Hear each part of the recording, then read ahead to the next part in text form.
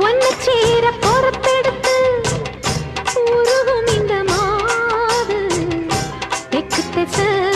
தென்றலிடம் தினமும் விடும் தூது அம்மன் கோயில் சில எழுது அசஞ்சி வரும்போது உள் மனசு தத்தடிக்கும் உறக்கம் என்பது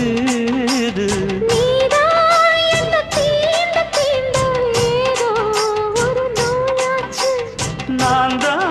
உன்னை சீண்டி சீண்டி பார்த்து ரொம்ப நாளாச்சு கொஞ்சம் இடம் கொடுத்த பச்சை கொடி பிடிச்சா எத்தனையோ வித்தைகளை இப்பவே நீ காட்டிடுவே